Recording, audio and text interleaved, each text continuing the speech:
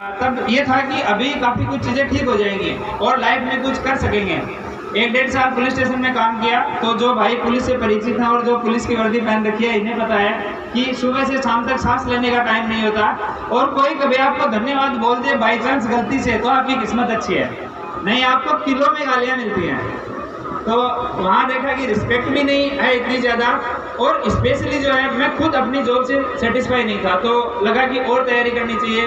फिर civil service के बारे में सोचना शुरू किया लेकिन थाने में रह के सिविल सर्विस मतलब इम्पॉसिबल जैसा मुझे लग रहा था। तो फिर सेम सिलेबस था, एसएससी सीजीएल का एग्ज़ाम होता है एक, वो दिया तो उसमें पहली बार कस्टम इंस्पेक्टर मिला, केरला गया, वहाँ फिर नई प्रॉब्लम, राजस्थान का मारवाड़ी बोलने वाला आदमी, पूरा काम अंग्रेजी में करना पड़े, बोलना भी अंग्रेजी में पड़े, तो आधी अंग्रेजी सीखी, दोबारा एग्जाम की तैयारी की, फिर दिल्ली आया, इनकम टैक्स इंस्पेक्टर मिला, वहाँ आने के बाद प्रॉपर तरीके से तैयारी शुरू की और 2017 का एग्ज़ाम था। उससे पहले मैं फेल तो कई बार हो गया था, 13 से एग्ज़ाम दे रहा था, 13 में प्री नहीं हुआ, 14 में नहीं हुआ, 15 में नहीं हुआ, 16 के एग्ज़ाम में इंटरव्यू कॉल हुआ और 17 का एग्ज़ाम है उसमें फाइनल सिलेक्शन हुआ और IPS मुझे गुजरात कैडर अलॉट हुआ। एक यहाँ आज मेरा आने का एक पर्पज़ ये भी था कि ज़्यादातर जो बच्चे हैं वो डिमोलाइज फील करते हैं अपने बैकग्राउंड की वजह से, अपने मार्क्स की वजह से, या फिर कि मेरे पेरेंट्स हैं वो इस IAS IPS नहीं है या बड़े आदमी नहीं है तो हम वो नहीं कर पाएंगे जो ये एलिट क्लास लोग करते हैं। मेरा 10वीं क्लास के मार्क्स हैं वो 55% है, 54.5, आधा तो मैंने बढ़ा के बताया, 54.5% है। 12वीं क्लास के मार्क्स हैं वो 67% है और कॉलेज के मार्क्स हैं वो फिर से 54.5।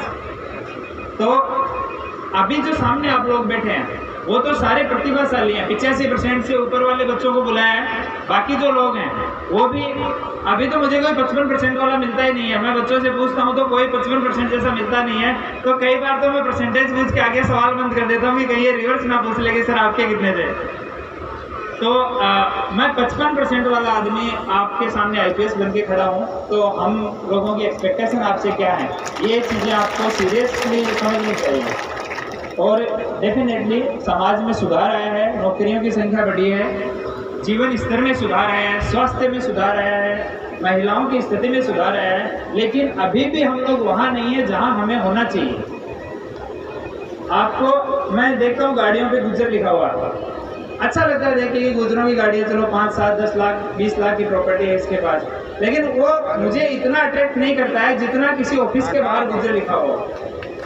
तो सारे जो बच्चे हैं आगे जो भी हो, आपकी जाति गुजर मेना जाट जो भी हो, पर कोशिश करें कि हम ऐसे ऑफिस में बैठे हमारा नाम का बोर्ड बाहर लगा हो, जब मेरे गांव का, मेरे माता पिता, मेरे रिश्तेदार उस ऑफिस के सामने से गुजरे या कभी वहां आए तो प्राउड फील करें कि मेरा बेटा मेरी बेटी यहाँ रह के देश की पॉलिसी मेकिंग में कॉन्ट्रीब्यूट कर रहा है। तो सारे के सारे बच्चे मेहनत करें, जी जान लगाते हैं, कभी डिमोलाइज फील करें तो पीछे मुड़ के देखेंगे माँ बाप कितना स्ट्रगल करते हैं। मेरे माता पिता अभी भी 4:30 बजे मेरी माँ खड़ी हो जाती है, मेरे पिताजी 5 बजे अभी भी खड़े हो जाते हैं, 1 किलोमीटर दूर खेत है उसमें खेतीबाड़ी करते हैं। तो उनका संघर्ष देखने के बाद में कभी भी थकने का मन नहीं करता है।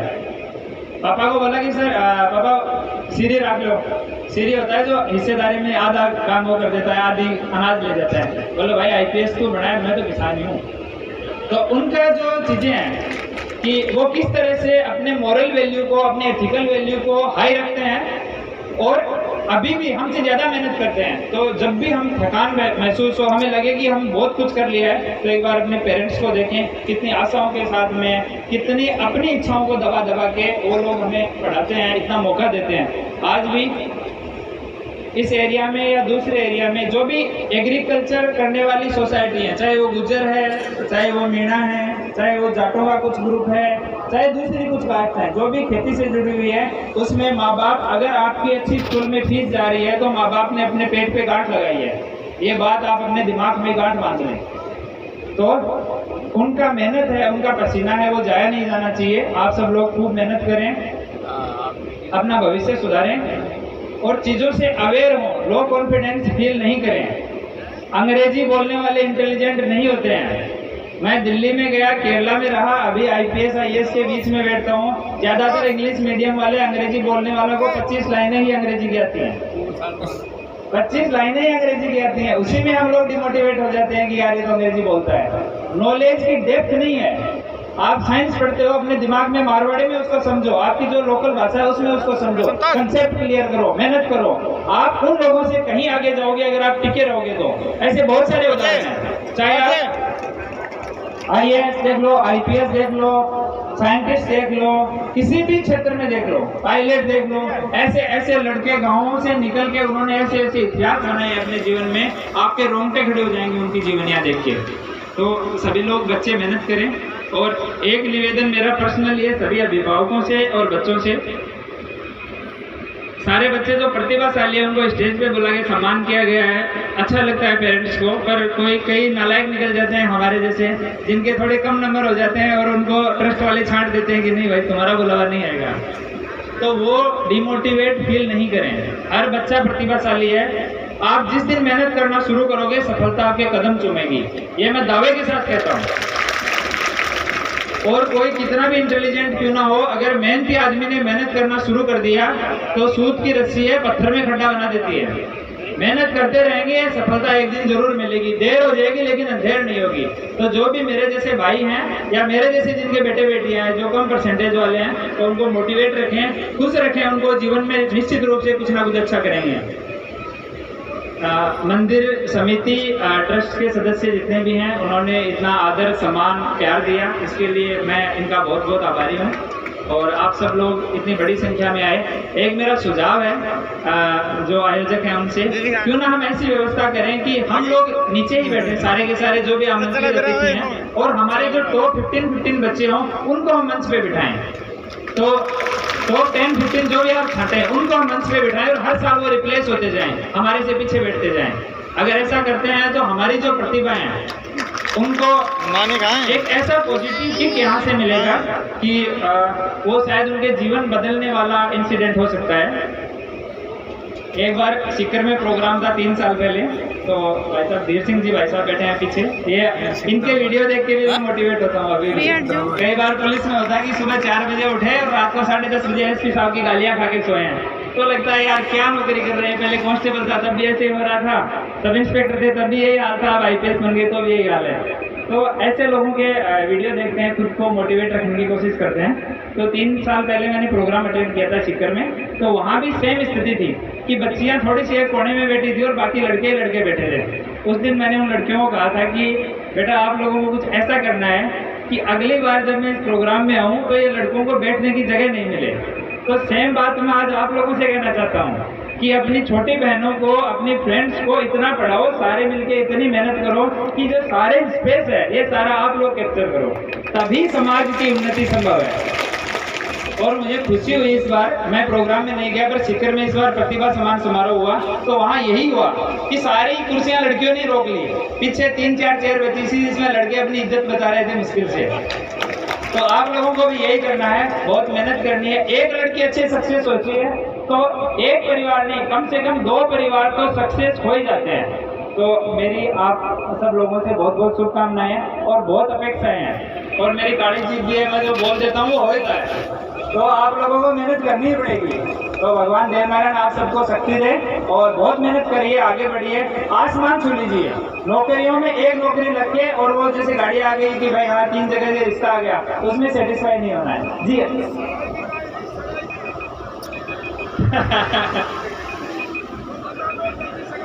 नहीं, सगाई बिना गाड़ी के हुई और पहले ही सगाई हो गई थी जब सब इंस्पेक्टर था तभी, और बाद में शादी हो गई, बच्चा भी है अभी, उसका भी रिश्ता आ गया। एक तो मेरे दोस्त ने उसका भी रिश्ता दे दिया। बहुत बहुत धन्यवाद आप सब लोगों के प्यार के लिए, और यही भाईचारा सामंजस्य हम सब लोगों में बना रहे। और एक चीज़ जो हमारे ग्रामीण परिवेश में कमी दिखती है वो है कि हम एक दूसरे का हाथ पकड़ के ऊपर नहीं खींचते हैं। जब हम पावर में होते हैं, जब भी हमारे पास कुछ भी होता है कि हम ऊपर खींच सकते हैं, एक आदमी को, 2 को, 5 को हमें खींचना चाहिए। दुनिया में जितने भी आदमी सक्सेसफुल हुए हैं, पावर, सत्ता ये स्थायी नहीं है। स्थायी प्रोग्रेस उन्हीं लोगों ने की है जिन्होंने जब उनको मौका मिला तब अपने आसपास के जो लोग हैं उनको ऊपर खींचा। तो ये जो भी केकड़ावर्ती के लोग हैं, केकड़े का क्या काम होता है सबको पता है, तो उससे बचें। एक दूसरे की टांग पकड़ने की बजाय एक दूसरे का हाथ पकड़ें, ऊपर खींचें।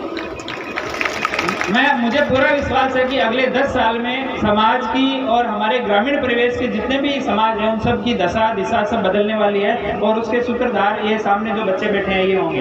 इन्हीं शब्दों के साथ मैं अपनी वाणी को विराम देता हूँ और आयोजकों का और सभी आप बच्चों का सबका बहुत बहुत धन्यवाद और पुलिस का स्पेशली बहुत बहुत धन्यवाद। इतना लंबा रूट है, आप लोगों ने बहुत मेहनत की इसको ट्रैफिक से बचाने के लिए, तो कई बार नहीं दिखता है आम जनता को, पर मैं खाकी वाला हूँ, मैं समझ सकता हूँ। आप लोगों की मेहनत को नमन और बहुत बहुत धन्यवाद। एक कमी रह गई, आज मैं गाड़ी में आया तो उतना मजा नहीं ले पाया यात्रा का, तो अगली बार जब आऊँगा तो निभाई से कम पैदल आऊँगा। तो भगवान देवनारायण के चरणों में एक बार फिर से नमन। जय श्री देवनारायण, जय हिंद। बहुत बहुत धन्यवाद माननीय विजय सिंह जी का। जोरदार तालियों के साथ अभिनंदन ऐसे व्यक्तित्व का जिन्होंने अपनी जीवन गाथा निश्चित रूप से कैसे परिश्रम आपने किया था, कैसे परिवार से आप निकले और कैसे आगे बढ़े। इन शब्दों के साथ इतना जुनून इनमें था कि आंधियों से कह दो औकात में रहे, आंधियों से कह दो औकात में रहे। हम परों से नहीं हौसलों से उड़ा करते हैं, हम परों से नहीं हौसलों से उड़ा करते हैं। यह हौसलों की उड़ान उनकी थी और वो हौसलों की उड़ान अब आपको संभला के जा रहे हैं। माननीय अभी बता रहे थे कुछ व्यवस्थाएं निश्चित रूप से मुझे अधूरी लग रही है, क्योंकि जो ये मंच पर आज जो सम्मानित हो रहे हैं प्रतिभाएं, उनका विवरण में अगर आपको बताऊं तो आपको खुद को अचंभा होगा कि हमारी बेटियां कहीं किसी से कम नहीं है। हमने जो आज का जो ये प्रतिभा सम्मान समारोह है और उसमें जो सम्मानित होने वाले बच्चे और बच्चियां हैं, कक्षा 10 में 47 बच्चे हैं और 84 बच्चियां सम्मानित होगी सर, 131। उसी के साथ कक्षा 12 में 24 बच्चे और 105 लड़कियां सम्मानित की सूची में है। ये बच्चियां निश्चित रूप से अब आने वाला जो समय है चुनने चौके का, वो लड़कों का आने वाला है। बेटियां बहुत आगे निकल रही है, शुभकामनाएं। लेकिन यहाँ की व्यवस्था थोड़ी अधूरी मुझे लग रही है। सर का जो बात था बिल्कुल ठीक है। मंच के इधर का हिस्सा जो है मेरे सामने, ये केवल महिलाओं के लिए आरक्षित था और मुझे यहाँ पर कुछ महिलाएं नहीं दिख रही है क्या? ये खड़ी है जो महिलाएं कोई, प्लीज सर उधर पहुंचिए, घूम करके जाइए।